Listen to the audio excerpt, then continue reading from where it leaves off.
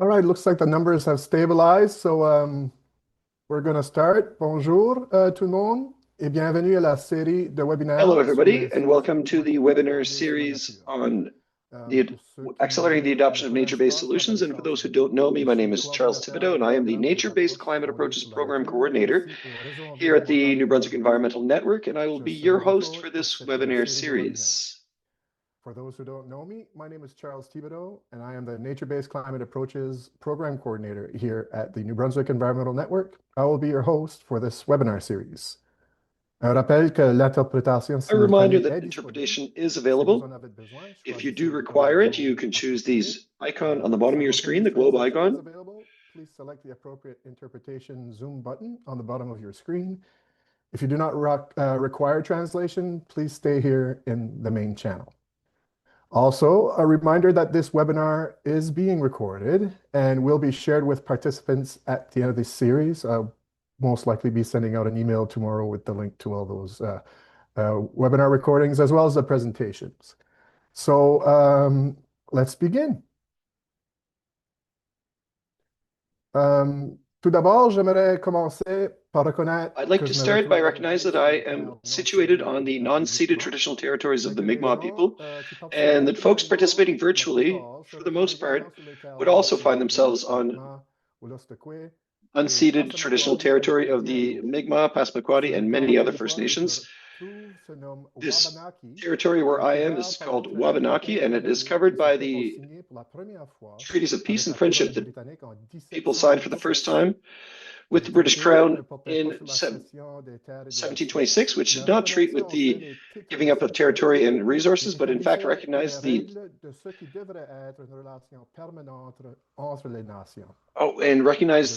rules that would exist between the people and the nations. I would ask that we all take the opportunity to reflect on our relationship with the lands and the continuous process of colonization and decolonization, which has a profound impact on activists' work and environmentalists' work.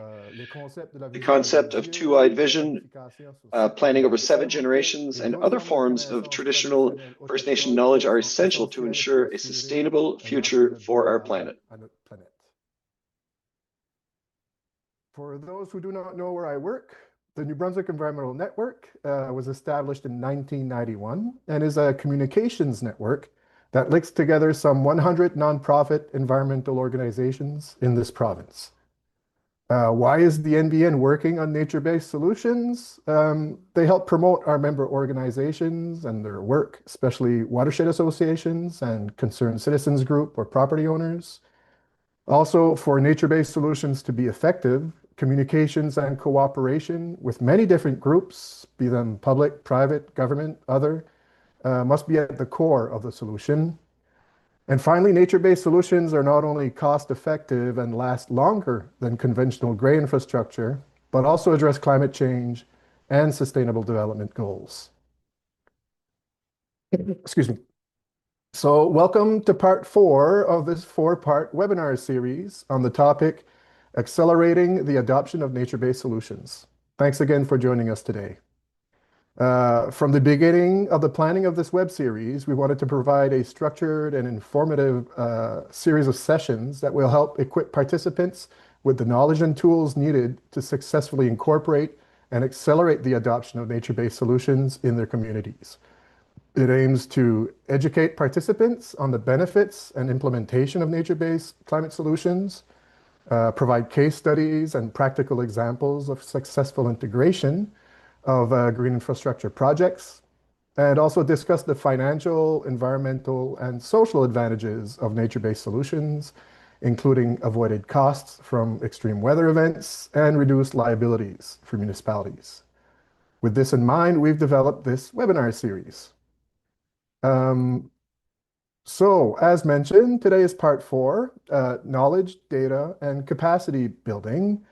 Our 2 speakers today will be Armin Nikkhah, who will talk about, he's a ClimateData, science and data lead, who will discuss ClimateData.ca, which provides a high-resolution climate data to help decision makers build a more resilient Canada.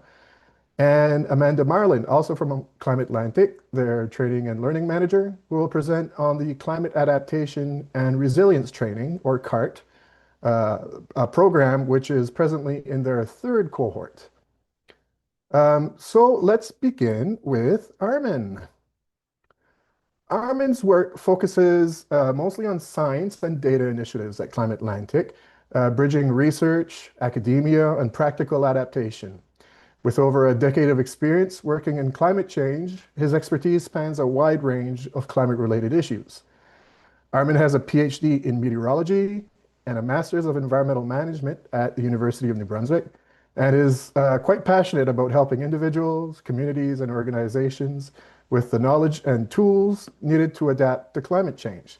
Armin, over to you. Thank you so much, Charles, and hi everyone. Thanks for joining us today. And I'm just going to share my screen with you all.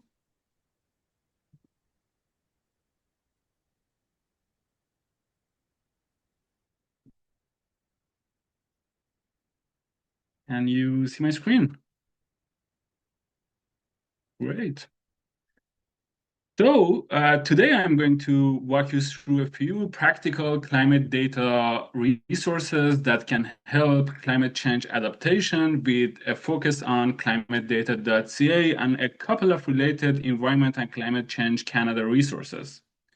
Today, we'll walk through finding climate information, how to interpret this climate information, and use it, most importantly, use it in decision making about risk, about planning and design.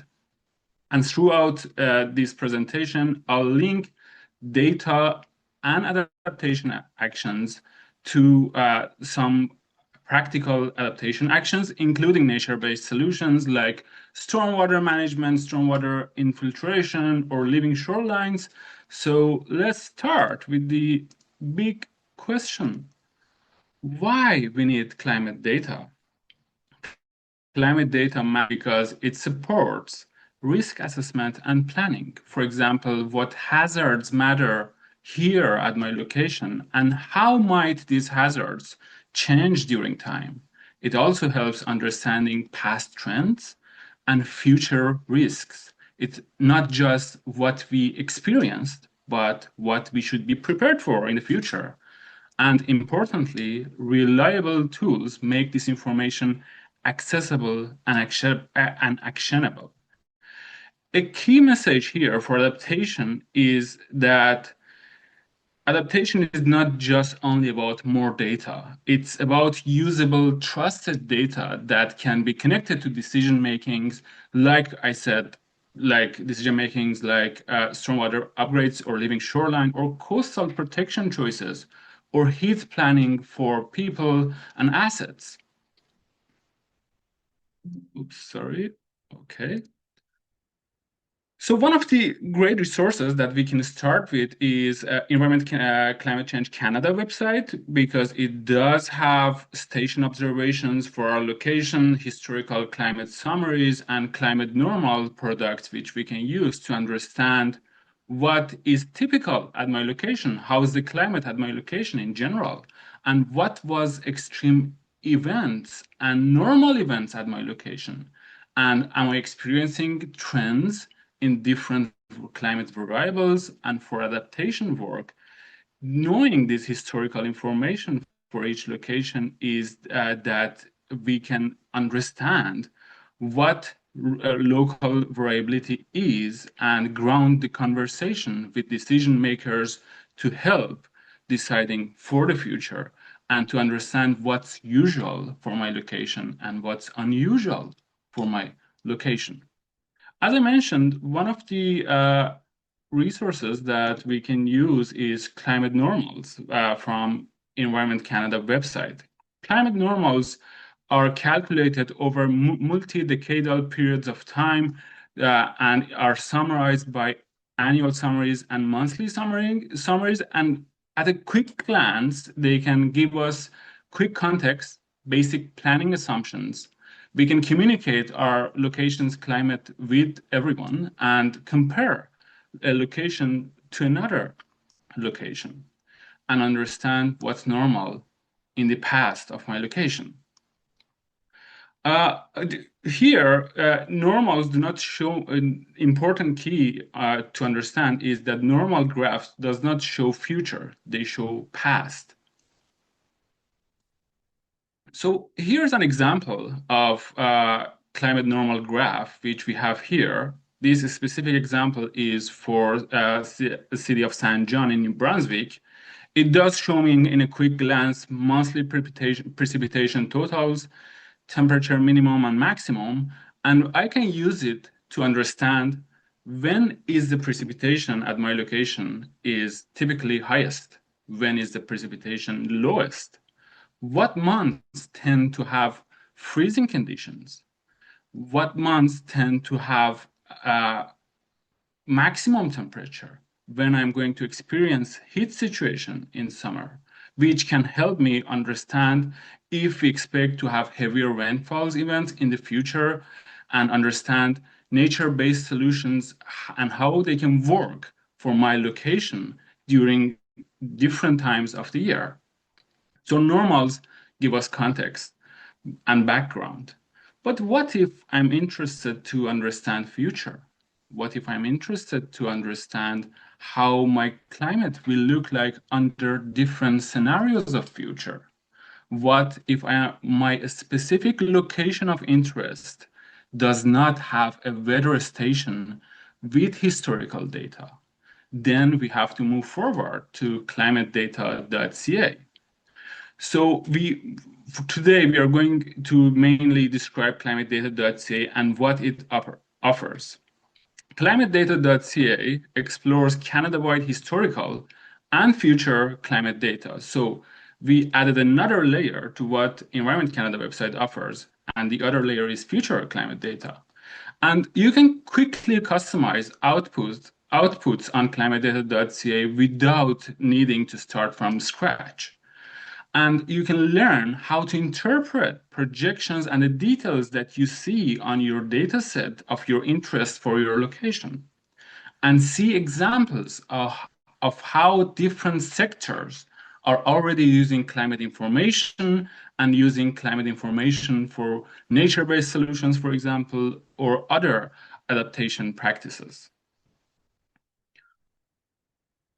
So opening ClimateData.ca, there are a variety of data sets that you can use. But to understand what's the best data set for you, ClimateData.ca also does have a learning zone section, which provides introductions to climate information for decision makers.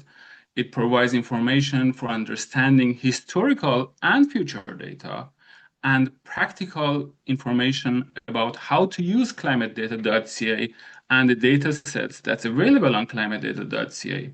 And you can download trainings and materials as you wish to do adaptation work with confidence because people need to defend their choices and defend their decisions.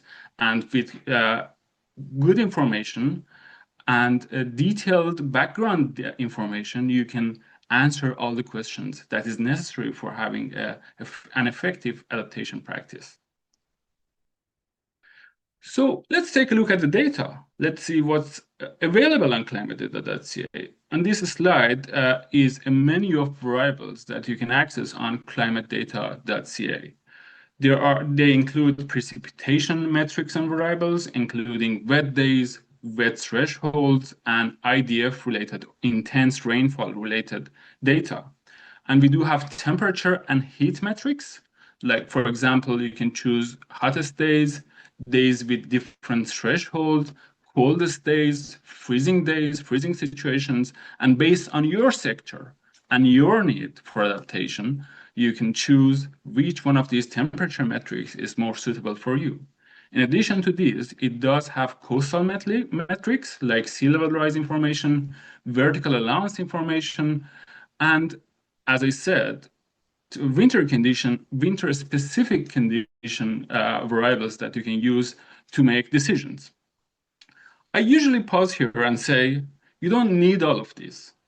You can start with your decision. You can start by asking 3 important questions. The first question is, are you dealing with any stormwater? The second question is, do you have coastal flooding situation? The third question can be, do you have heat risk or flood-related issues in your location? Then based on the answer of these important questions, you can pick the variables that connect directly to the decision that you need to make. But let's walk through some of the most common used variables on ClimateData.ca and how they can help us make informed adaptation decisions. One of the very important and common requested variables are precipitation variables. And on top of these precipitation variables is total precipitation variables, which tells me how much rain and snow combined fall over a period of time on my location in the past and in the future. Total precipitation is different from extreme rainfall.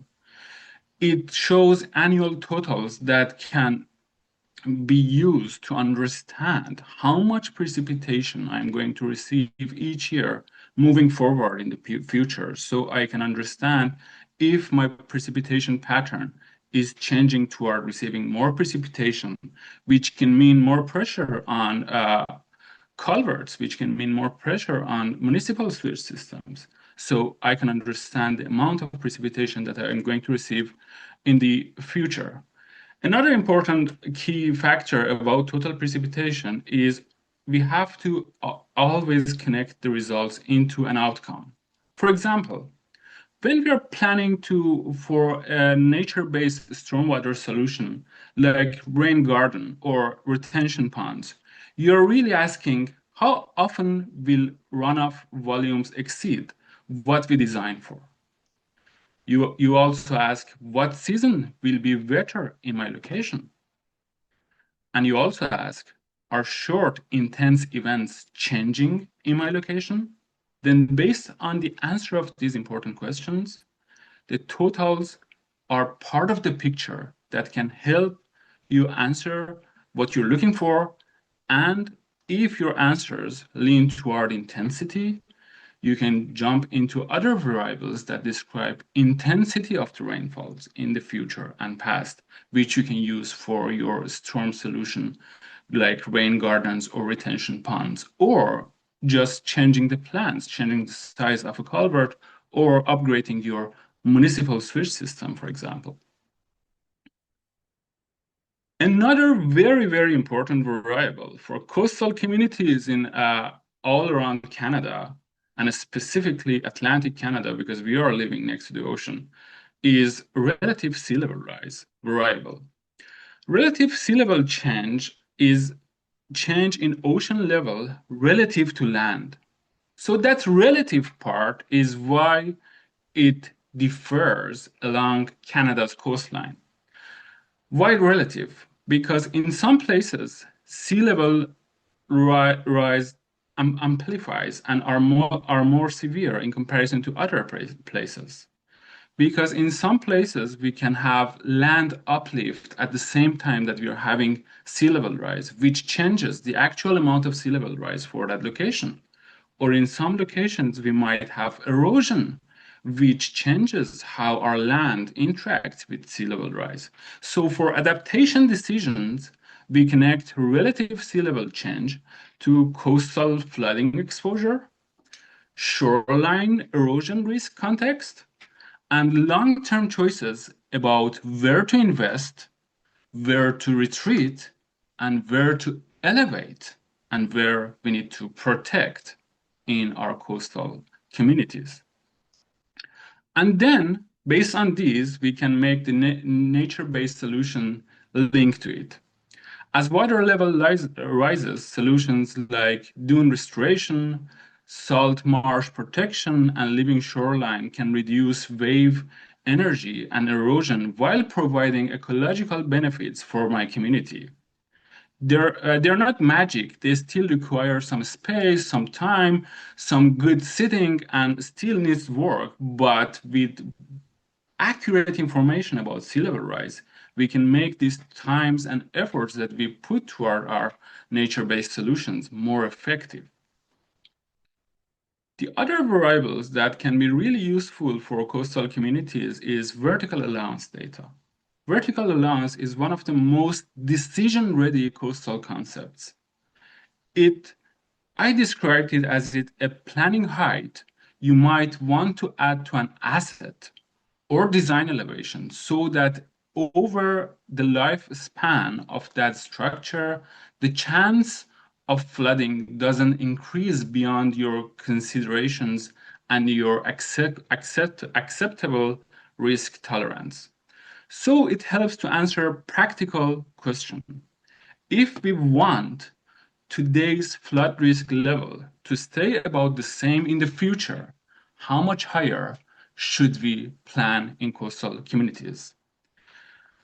It's especially relevant to new buildings, upgrades and retrofits of old buildings, designing roads, designing culverts, designing pump stations for coastal locations, and any long-living structure alongside the coastline. And it complements nature-based solutions as well. Even with living shorelines or dunes, you still often need smart elevation and setback decisions to set your nature-based solutions far away enough from the actual sea level rise amounts. So vertical allowance data is a ready-to-use data set which you can use for your locations. So since today we are limited on time, I highly encourage all of you to reach out to us whenever you have questions about climate data, whenever you need support interpreting climate data, whenever you feel you need to learn more about climate data. All our services are free, and we do have a program called CART, which Amanda after me will walk you through that, and you can join this program to learn more about climate data hands-on and how to use all the climate data and information.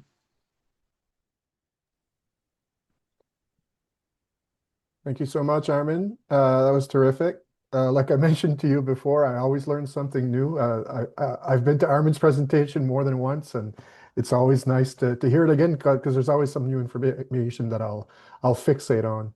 Are there any questions before we move on to Amanda? I see a lot of thumbs up. This is good. Some applause even. Wonderful. I love these icons. No questions. All right. We'll also have an opportunity for more questions after Amanda presents. So let's move on to Amanda.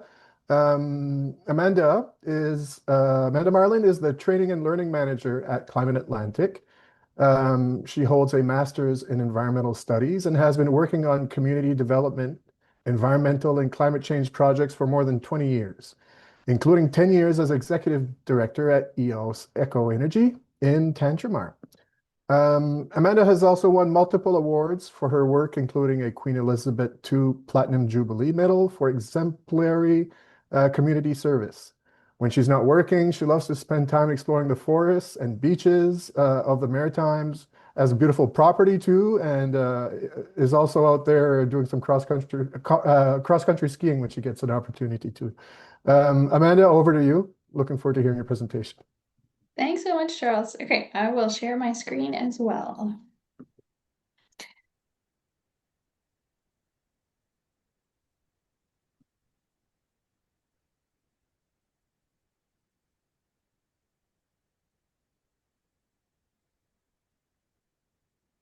Great, hopefully that worked for you. Everyone can see it all right. Okay, perfect. I just want to see as many faces as I can as well. Great. Okay, well, hi everybody. Thanks so much for having me. Good to be here this morning with everyone. So I'm going to share with you some information about our CART program, as Charles said, and in particular focus in on the knowledge and capacity building for climate adaptation and nature-based approaches in particular. So I'll go over what the training program is and why we created one at ClimateAtlantic, the capacity building focus that the program has. I also want to give a shout out to our delivery partners across Atlantic Canada. and also explain who the program is for in case you're wondering if it might be for you. I'll go over the benefits that our participants are seeing and the long-term impacts that we're hoping to see as a result of this training program. And then if I entice you to be interested, then I'll also give you some information about how you can apply for our next intake. So first of all, it is an Atlantic-focused program. You may be wondering, there's a lot of other climate change training programs available across Canada, but we really wanted to create something by and for Atlantic Canadians with our unique context in mind, the challenges and opportunities that we see here in Atlantic Canada, and create something here at home. We know that our communities in Atlantic Canada are facing ever-increasing impacts from climate change, as Armin explained just before me. And so we want to help our communities adapt to the impacts and changes that they're seeing. So we also want to help to fill a training gap here and to support a growing workforce and employment needs that we're seeing in Atlantic Canada. In order to offer our training program, we have funding from the Government of Nova Scotia and from Natural Resources Canada. So I'll get into exactly what the CART program is. It is offered Atlantic-wide, and it is an introductory level training program. So for people new to this type of work, but it is a really comprehensive training program. We cover a lot of different topics, kind of everything you need to know starting out in the adaptation field, including those folks who are working on nature-based approaches. We launched this training program just over a year ago, and as Charles said, we're in the middle of our third iteration of the training, our third go-around. And we do include some capacity building for nature-based approaches, but we really look at adaptation in general. So it's a 12-week part-time program. It takes our participants about 60 to 70 hours, or on average 5 hours per week. So it is a good chunk of time, a good time investment. We have intakes each January and September, and we offer cohorts in each of our 4 Atlantic provinces in English, and then 1 region-wide cohort in French. We keep our cohorts, or our groups, relatively small, so we kind of max them out at 25 participants each, so that we have a good experience, especially we do a lot of things online together, and so we can get to know each other as well. And everybody, you really get to be involved in it. So the program design focuses on 3 different kind of capacity building areas. We provide information in the form of learning content in 6 online modules. We also provide a lot of time for connection with your peers in the program and also experts across our Atlantic region. And we do this with short check-in meetings throughout the 12 weeks and a variety of all cohort events where our participants get to connect with folks in the other provinces and the other cohorts. And then a really important part of the CART program is its skill building focus and the practical approach to adaptation. And so we do this with a variety of assignments, with hands-on activities, through training sessions that are half day or day long, sometimes in person with our provincial cohorts at a central spot, or oftentimes virtual. And so far they've been virtual for our region-wide French cohort as well, because we have people participating from all corners of Atlantic Canada. So through the CART program, we also strive for it to be as accessible as we can make it, with the inclusion of a lot of plain language so that it is open for everyone. We also include a lot of diverse perspectives, a lot of different voices through the examples, the case studies, the stories, our speakers. We're always looking to include more voices as well. In each of our modules, we include a variety of Indigenous teachings and lessons as well. We're also working with a First Nation, Lennox Island in PEI, and they're working on an Indigenous-led module and some Indigenous-led content for us as well right now, which is really exciting. We also, throughout the program, explore the role of equity in adaptation, thinking about those most vulnerable in our communities, and how adaptation can help on the equity side of things as well. Throughout the entire program, we also focus on the social process of adaptation. So we don't get into loads of detail, say, on exactly how to do nature-based approaches or how to, do different kinds of adaptation work, but we look at it as a whole and focus on how do you do this kind of work with other human beings? How do you work together and how do you have difficult conversations and that sort of stuff? And then we have a variety of learning outcomes. So if you choose to take the program, you're going to learn how to manage adaptation processes, how to understand and use climate information, how to assess risk and vulnerability, at an introductory level, though, as I said. How to engage, facilitate, and collaborate across lots of different sectors, how to talk to lots of different people, how to center equity and Indigenous leadership and adaptation work, how to navigate different government levels, and ultimately how to influence change and enhance community resilience. So I'll go into a little bit of detail in some of the modules as well. So if you're curious and interested to take the program, you'll know more about what to expect. So we start things off with understanding climate change. And so we provide a lot of different kinds of climate information. So Armin's presentation was a great example of the climate data that is included in the module. But we also go beyond that to include different kinds of information from Indigenous stories and lessons to how climate information can be expressed in art and in other ways as well.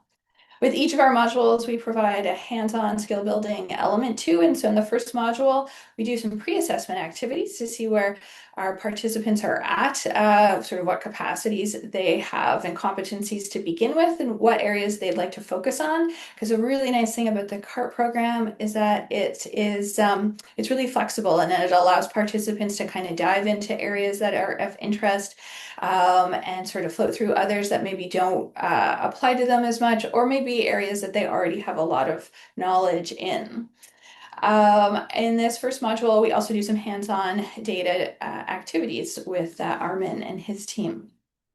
In Module 2, we focus on risk and adaptation. So we go over what climate adaptation is, what maladaptation is. We kind of have an overview of risk assessments at an introductory level.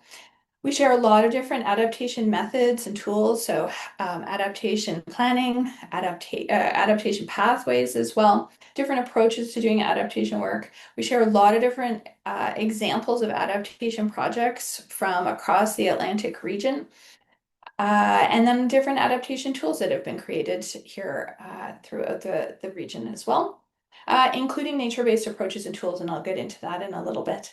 Our second module, the hands-on skill building element, is a really great role-playing activity that we do, and our participants get to explore some case studies of their choosing.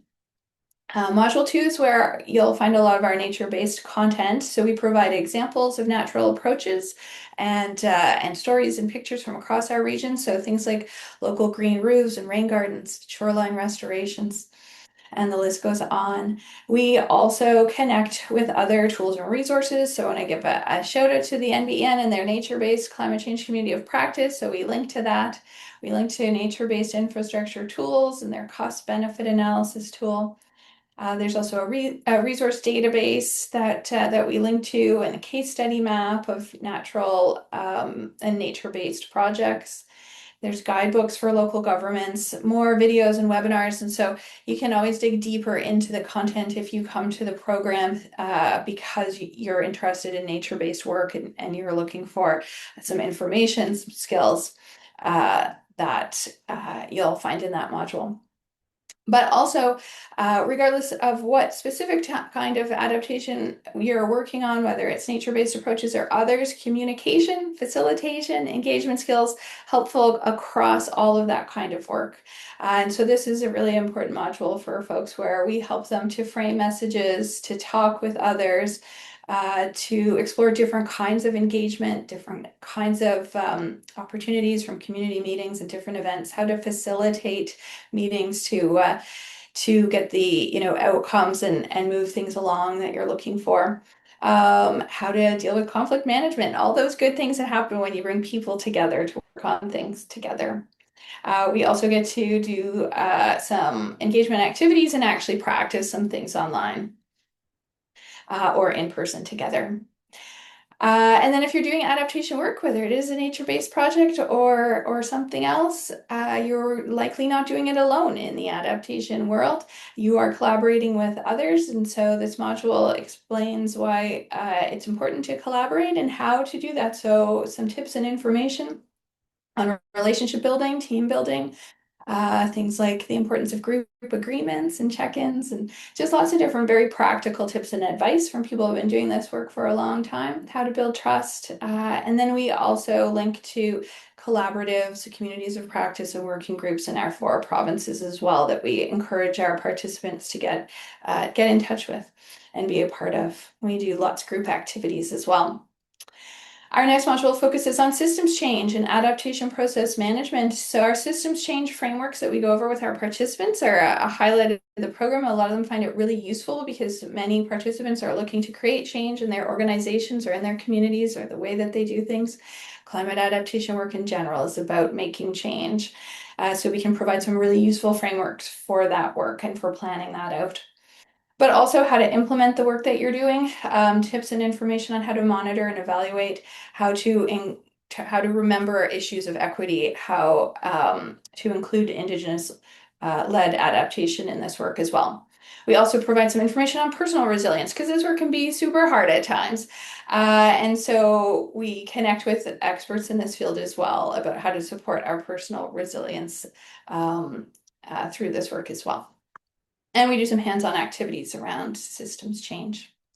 We wrap up the CART program with influencing change and how to navigate adaptation across government levels, because a lot of our adaptation work does include working with governments, whether it's at the municipal level, provincial, federal, and working with Indigenous governments as well. And so this module, we often hear from our participants that it's information they've never really heard before or been able to get all in one spot. So we provide information about what the sort of jurisdictions are of these different governments, their roles and responsibilities, how they connect with each other, and then how you can communicate with them as well, and how you can work with them.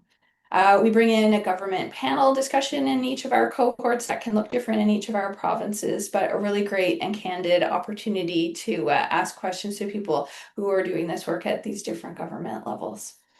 We wrap things up with games and we'll have lots of fun too. So I also wanted to share some pictures of what the CART program looks like and some pictures from our different cohorts. So whether it's group activities, guest speakers online or in person, lots of smiling faces in our pictures always.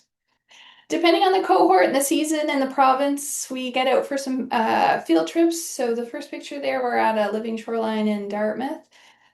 We bring in guest speakers, have presentations. There's a picture of one of the government panels. And that last picture, folks are dressed up in costume because we do really get into character in our role-playing activities. And that's one where we're pretending to be in a community adaptation plan meeting with a whole host of characters trying to create an adaptation plan together. I also want to give a shout out to our delivery partners because ClimateAtlantic does not do this alone. We do deliver the program on the ground in Nova Scotia with the help of the Clean Foundation. But in PEI, it's the University of Prince Edward Island that leads the program there. In New Brunswick, it's your New Brunswick Environmental Network.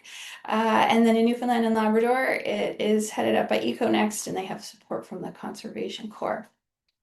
Also want to show you the faces of our delivery partners and our cohort leads, and a special acknowledgement to Zahira with the NBEN, who leads our English New Brunswick cohorts, and to Charles, who leads our French region-wide cohorts. If you're curious about whether this program really is for you or not, we did have some intended folks in mind when we put things together. And so we were really thinking about people who are working with communities and who are new to adaptation work in the Atlantic region. And so this can be municipal staff, municipal sustainability coordinators, Indigenous communities, their staff, their organizations, other environmental groups, consultants who are working with communities who are new to this kind of work, provincial staff as well. We have a number of them take part.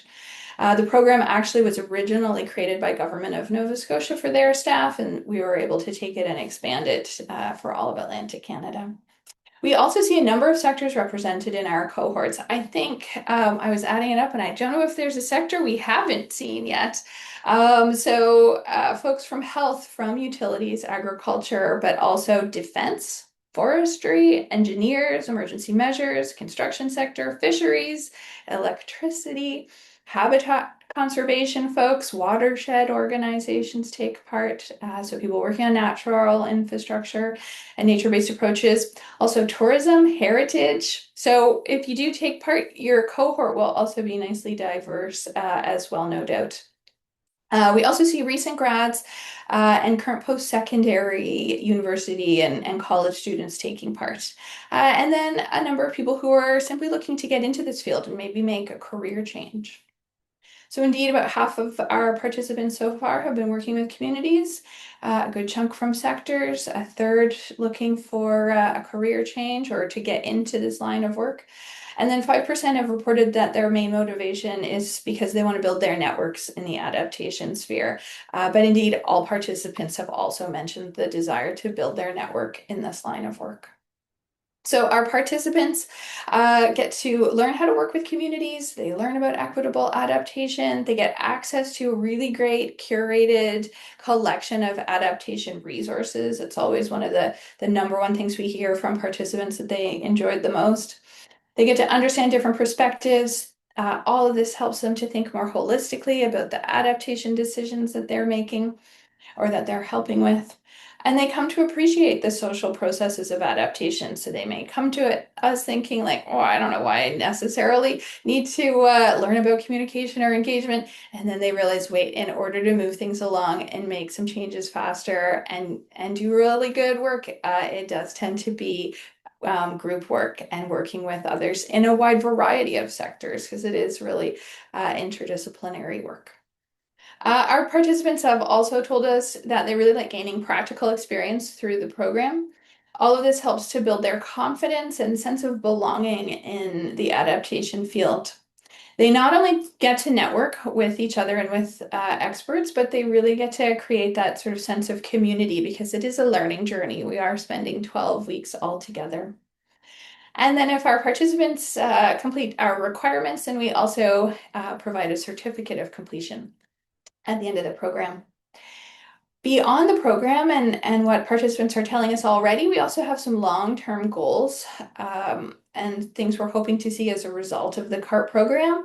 So things like increasing the capacity of our workforce here in Atlantic Canada and those working on adaptation to help fill employment needs. So we're seeing more and more jobs requiring adaptation skills and knowledge to improve communication, engagement, and collaboration. We're also hoping to see more successful funding applications in the Atlantic region. So, we can see funding going to other parts of Canada, and we're hoping to see more come to Atlantic Canada in order to empower our communities and ultimately a more resilient Atlantic region. We also get in touch with our grads after they complete the program. A few months later, we touch base, and we've heard from our participants who have said that since completing, they've gone on to apply for funding, they've joined committees, they've facilitated meetings, they've had the confidence to do that sort of thing. Some of them have also organized engagement events in their communities and gotten really great feedback from their participants. And so the impacts of the CART program kind of continues to snowball and grow in so many different ways and directions. So if you're interested or if you know somebody who might benefit from participating, our next intake is this fall. We will have cohorts in each of our 4 Atlantic provinces with some delivery in person and some online. Our French region-wide cohort, I think it will be all online again. The program runs from mid-September to mid-December. It is entirely free while we have funding still for another year. And so it will run in the fall for free, and applying is free as well. But we do have limited spaces because of this.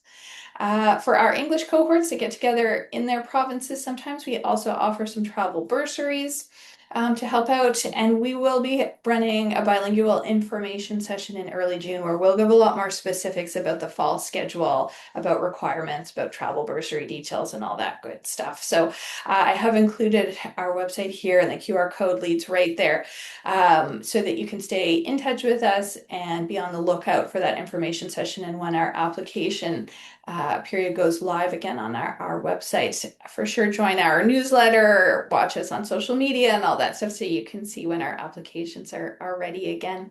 But thank you so much. Thank you, Amanda. That was terrific as usual. A sneak peek. I know we're in module 3 because, like you said, I am the French cohort lead. This afternoon we have a class on climate anxiety. So yeah, we do touch a lot of different subjects, and it's quite eye-opening, and seeing the folks I know in my cohort that are participating really widen their view and look at climate resiliency in a whole different light. So a wonderful program. Are there any questions for Amanda?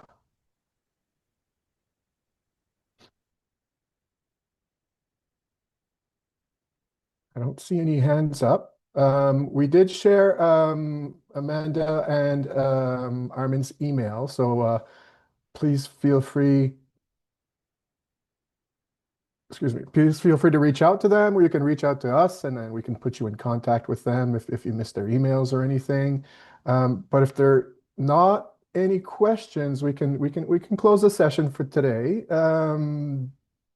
Just to remind folks that today's webinar was focused on knowledge, data, and capacity building. So both Armin and Amanda have demonstrated that by enhancing our comprehension of climate data and its related risks, along with cultivating local expertise through training and peer learning, this can significantly aid in promoting and disseminating evidence for climate action.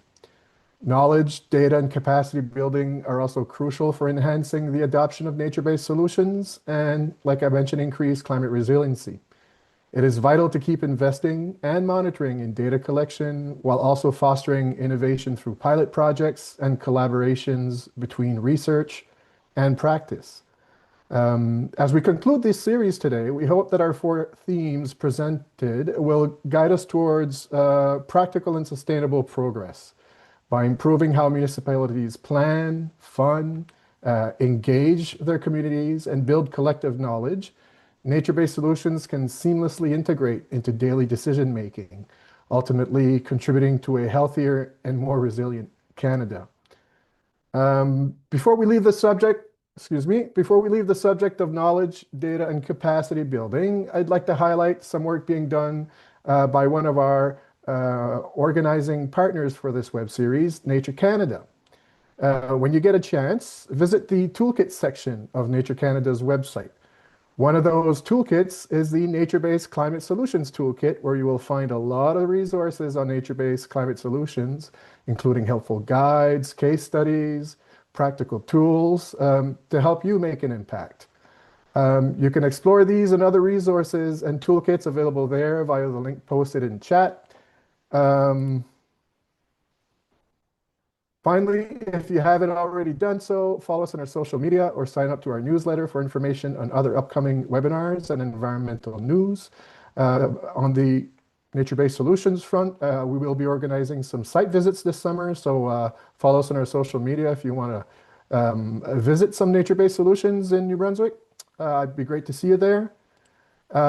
Et finalement, un gros merci à And Patrick Murphy finally, a pour son huge travail thank you to Pat Murphy d'interprétation for his interpretation work today, les autres dans notre équipe, and all Paul other Gregory team de members, Paul Nature-Canada, Gregory Adam from Cheeseman Nature, avec Nature NB, Adam mes Cheeseman with Nature collègues Zahira NB, Danath et and Axel my colleague Gagnon Zahir pour Danath l'aider pour leur and Axel lecture. here at Et bien sûr à tous nos NBEN, intervenants qui and se sont all of joints our aujourd'hui. teammates, Et tout au long all de cette presenters, and all those of série. you who joined us today Merci également au and over the Fonds en course of the scientifique 4 pour weeks. l'environnement du Thank you Nouveau-Brunswick as well qui for rend ce funding from the webinaire government of New possible, Brunswick, et au who is programme d'appui which au has allowed BRS or du which Nouveau-Brunswick has et rendered le this event Centre d'affaires possible, and intergouvernemental du the Nouveau-Brunswick pour Department of son soutien. Intergovernment Affairs Alors, for their merci financial encore, support à in bientôt, offering this in a j'espère. bilingual fashion. Bonne semaine.